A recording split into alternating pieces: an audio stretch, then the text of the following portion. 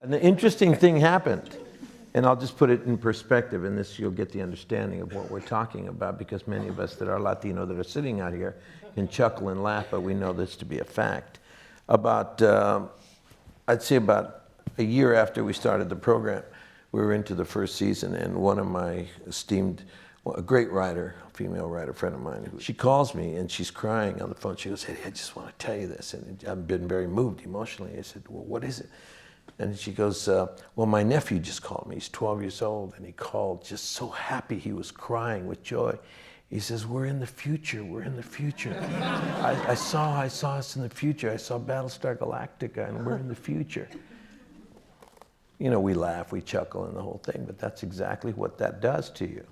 It does place you in a position of saying, "Wow, we're part of that. We are there. We're going to be there. Great." And it was the first time that we've ever seen that before. So it was very, very important for me to understand that, and I did. When I read it the first time, I knew who William Adama was and what it represented to the program. And then I said, "Okay, you want me to lead this show? Okay, let's go down and sit down and have a meeting." So immediately we had a meeting with the four of us. There was four of us on a conference call. And it got really, really dirty, down and dirty. It was not a simple, you know, "Hey, it's great to be on the show with you. It's going to be great to be doing this." It was just the opposite. We really got into understanding exactly the responsibility that we were all taking on.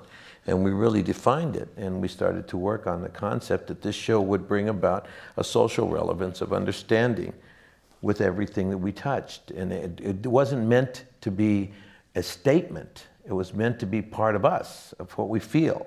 So what would we feel like if we were the only people left? How would we act towards one another, all of us in this room?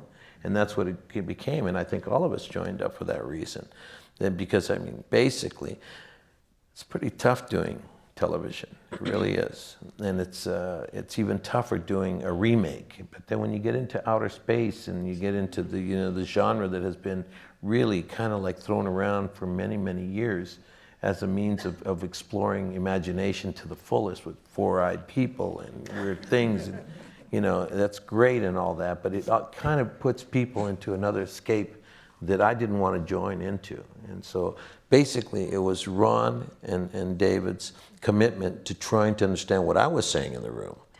And so they took on my responsibility, which was quite interesting, because I thought I was just going to blow them out of the water. They'd turn around and say, well, thanks a lot, Ed.